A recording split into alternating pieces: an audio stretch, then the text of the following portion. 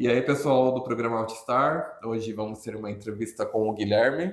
Guilherme aqui de Matinhos também, autista adulto, e vamos descobrir aí um pouquinho de como que é a vida dele. Já estamos tendo aqui várias entrevistas com o autista adulto, e eu achei bem válido ter o Guilherme aqui para mostrar essa parte que o autista cresce e tem aí a sua função na sociedade, é funcional, e vamos descobrir agora um pouquinho como que é a vida do Guilherme. Tudo bem, Tudo Guilherme? bem? Prazer ter você aqui. Me conte, como é que foi a tua história, assim? Como é que o autismo se manifestou na sua vida? Eu sou o Guilherme, eu tenho 38 anos. Quando, quando eu me vi sendo pai pela primeira vez, né? Minha filha, eu tenho uma filha e uma enteada. A minha filha, ela foi direcionada pela escola, pelo colégio, a fazer processo de investigação ali, né? Porque ela acompanhava a turma, só que ela tinha algumas situações ali que eles não conseguiam compreender. E com isso nós fizemos o processo, iniciamos o processo ali com o neuro, com o psicólogo, para tentar entender qual era o quadro da Liz. E nesse processo, eu tenho um amigo, João Paulo, ele em comum coincidiu dele também ser amigo da Neuro, que estava iniciando a investigação com a Liz, e foi uma direção dele, na verdade, né, desse amigo meu, assim. Então, quando me vi, não foi, para mim, na verdade, eu não consigo mensurar assim a questão de tempo, né? Mas nesse processo de investigação da minha filha, acabou que eu também entrei nessa situação de busca, né,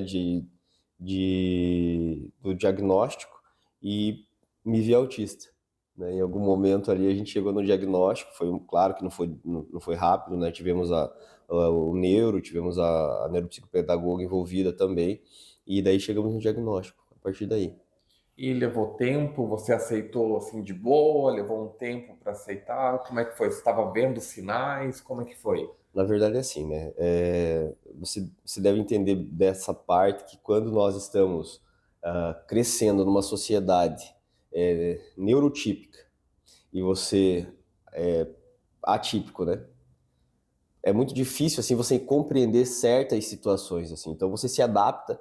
Eu acredito que eu tenho uma adaptabilidade para conviver razoável, né? Porque cresci dentro de uma sociedade onde não sabia o que era o autismo. Muita gente ainda não sabe como funciona, como é o autismo.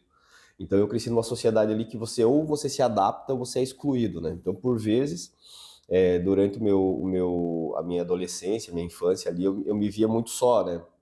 Porque era um recurso, era o melhor recurso dentro do meu entendimento a ser escolhido, assim. Eu ficava só, me isolava bastante, e daí quando você passa a entender que pessoas são diferentes, fica um pouquinho mais suave, mas até chegar na ideia do diagnóstico, que o diagnóstico sim é um divisor de águas, né, para muita gente, eu acredito. E aí tem algumas respostas. Com o diagnóstico, enfim, me trouxe algumas respostas, né? Não suavizou, não romantizou nada, somente explicou algumas situações que eu realmente não compreendia. Mas não sei se foi exatamente essa pergunta, mas com o diagnóstico eu tive uma visão melhor de algumas situações que eu não conseguia compreender no dia a dia. É bem interessante essa questão que você falou do diagnóstico, que a gente vem de uma geração que não tinha. Sim, A gente só era o esquisito, o sim, estranho, não tinha uma explicação para os comportamentos que a gente tem, que sim, são comportamentos naturais do nosso padrão neurológico que não tinha explicação. E exato. quando vem o diagnóstico fechado, aí, como você falou, muitas situações da nossa vida são explicadas. Por que que elas ocorreram, né? É, E traz, como tu disse, não é uma romantização, é sim, uma explicação e um sim, novo caminho para ser traçado ali para frente. sim. Eu acredito assim, Everton, que quando você cresce em meio às dificuldades do autismo, claro que nós entendemos que há níveis de suporte, né? O meu grau, o meu nível 1. Então, dentro dessa situação, eu tive uma mãe que teve uma vontade de auxílio, tanto que na minha adolescência ela tentou algumas terapias, porque eu já dava alguns sinais, né, mais nítidos do que era o autismo, sem que tivesse a informação específica do autismo, né? Então eu me isolava muito, muitas vezes havia uma irritabilidade por um local, né? Evitava festas, evitava a multidão ali, sempre que ia no mercado eu sofria bastante ali, então assim, eu já dava alguns sinais ali de que tinha algo diferente, né? A gente usava muito a palavra tinha algo errado, não, tinha algo diferente acontecendo, e só que não sabia se o que era, né? Aí, quando eu completei 12 anos, minha mãe me colocou no jiu-jitsu. E aí começa uma história que realmente eu tive uma terapia intensiva diária. Eu treinava jiu-jitsu 3 vezes por dia. E aí eu consegui. A questão da socialização melhorou, a questão da fala, a questão da irritabilidade melhorou bastante. Então, assim, minha mãe teve todo um cuidado, ainda que não entendesse o que era o autismo, né, não soubesse o que era o autismo, ela teve todo um cuidado para que eu conseguisse crescer em meio àquelas dificuldades que eu havia apresentado a ela. Assim. Então, minha mãe faleceu em 2017 e, infelizmente, ela não soube do meu diagnóstico, né? Meu diagnóstico veio tardio e, então, assim, eu consigo hoje ver claramente todas as vezes que ela conseguiu adaptar ou mudar uma cena ou interferir em algum processo que estava acontecendo, justamente para que eu tivesse uma adaptação, né? Eu lembro de cenas assim dela me tirando de festa, me levando para passear e na hora do parabéns, assim, né? Porque era muita gente, né? Então, coisas assim a gente consegue, eu consigo agora ver o sentido disso, né? Mas é difícil para a gente crescer sem essa informação. Por que está acontecendo? Por que eu não consigo ficar? Por que tá doendo minha cabeça? Né? Por que eu tô com enjoo? Eu não comi nada, sabe? Por que eu não comi nada? Se eu tô com fome? Então, coisinhas assim que a gente vai crescendo e não consegue não entender. Mas aí vem o diagnóstico e não que tudo fique claro, mas muita coisa melhora. Sim, sim. E me fale do jiu-jitsu. Pelo jeito foi um divisor de águas Sim, também na sua vida e hoje você trabalha com isso. isso. Como é que está sendo a vida adulta no trabalho? O jiu-jitsu é assim. Hoje eu entendo o jiu-jitsu como uma filosofia de vida para mim e é o que eu tento repassar nas minhas aulas, né? Eu não entro muito na questão do esporte, porque é uma fração do jiu-jitsu também, assim como a defesa pessoal, assim como a filosofia.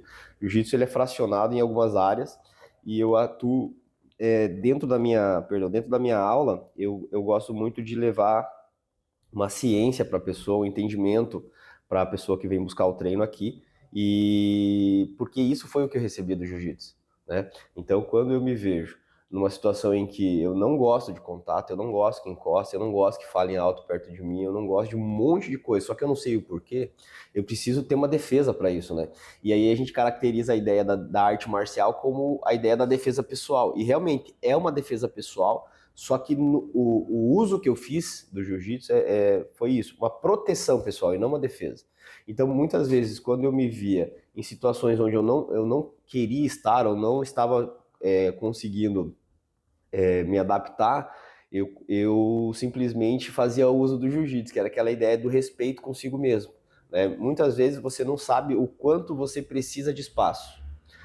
Então a gente não sei como funciona com você na questão do forçar algo, né? Mas para mim era muito claro quando eu estava forçando uma situação, gerava uma crise posterior que até então não entendia que era uma crise. E aí quando eu começo a treinar jiu-jitsu, eu me vejo assim em situações que eu falo, eu não preciso estar aqui, eu posso sair. Né? Daí aquela ideia de se impor, né? Estou indo numa festa e uma música muito alta, ó, o pessoal estou indo embora. Não, mas fica mais um pouco. Eu falei, não quero. Então, assim, esse respeito consigo, o jiu-jitsu me trouxe, entende? A questão do toque, a questão de um abraço. Eu lembro, assim, da mãe tentar por várias vezes abraçar e eu não deixar a minha mãe me abraçar, né? E no jiu-jitsu não tem como, você tem o toque o tempo inteiro, né? E isso faz com que você ou se adapte ou saia do jiu-jitsu. E aí ali tem um porquê, é explicado, meu professor, o Roberto Castro, ele me deu uma direção muito boa, assim, com relação à parte do porquê que eu devo tocar em alguém dentro da ideia do jiu-jitsu, né? Por que eu posso, por que eu devo deixar encostar, por que eu tenho que encostar em alguém? Então o jiu-jitsu ele entrou como uma terapia para mim. Hoje fazem 25 anos que eu treino jiu-jitsu.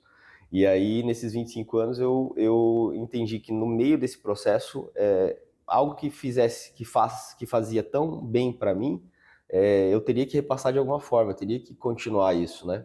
Porque chega um momento que você estagna dentro do jiu-jitsu. Ou eu não ia para a parte da competição, somente treinava, então tinha que ter um quê a mais, assim, tinha que ter algo a mais que o jiu-jitsu pudesse fornecer, me favorecer ou favorecer as outras pessoas que estavam próximas a mim. Então comecei a dar aula em 2006 e nunca mais parei. Assim, entendeu? E você atende autistas aqui na tua escola? Isso.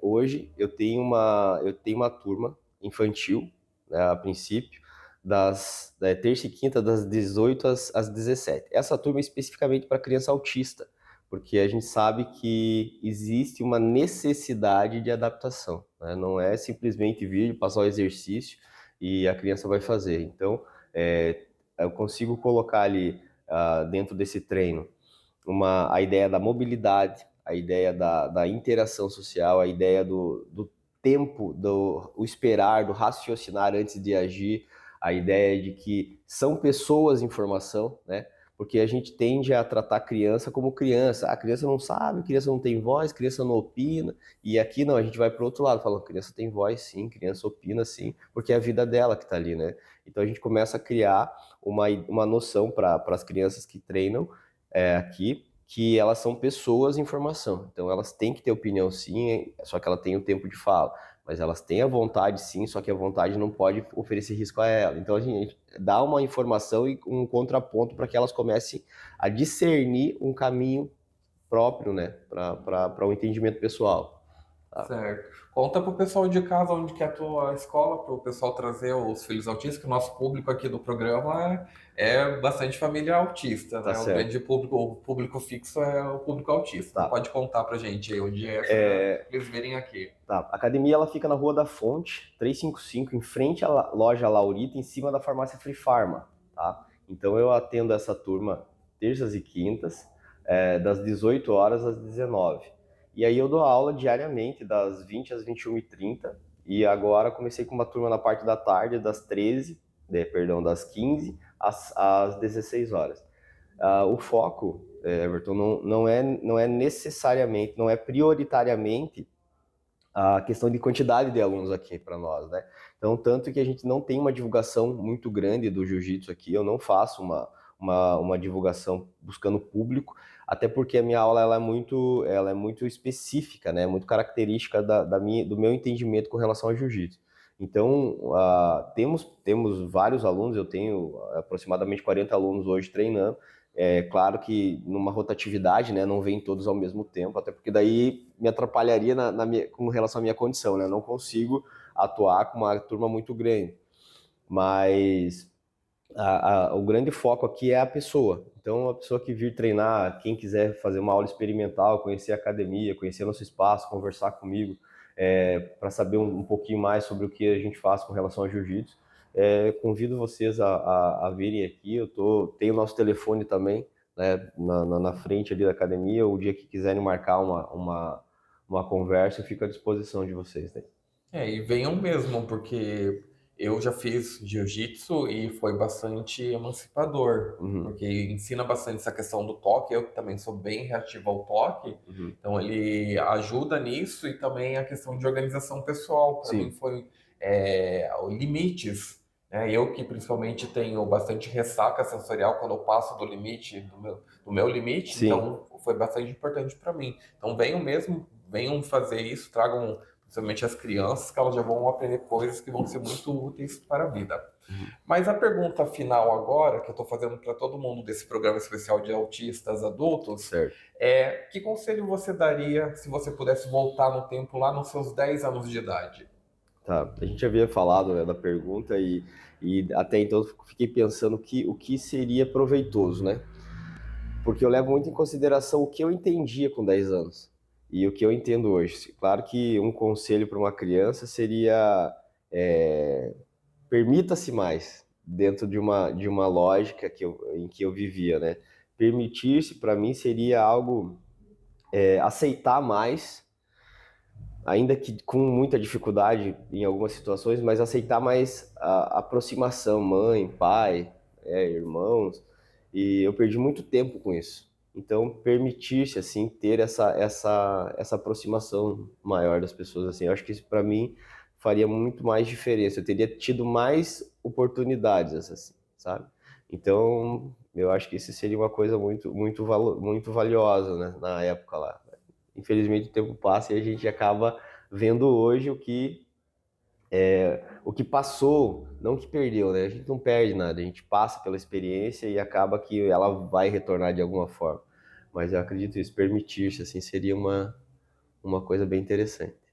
Então é isso, Guilherme. Muito obrigado pela entrevista, por ceder seu tempo. Certo? Foi muito interessante conversar contigo. Tá certo. E esperamos ter uma próxima Ótimo, conversa, um outro tema. E perfeito. eu quero vir aqui na academia, porque já Tá estou certo. prometendo há algum tempo, mas não estou Não, conciliando a agenda. perfeito, Mas uma hora eu apareço aqui sim. Tá bom? perfeito. Muito obrigado. Obrigado a vocês e espero que tornemos a conversar, sim, né? Quanto antes possível, a gente troca umas ideias, é bem legal, tá Então, bom? tá bom. O Obrigado. programa vai continuar, né? E foi essa entrevista aqui com o Guilherme, aqui em Matinhos.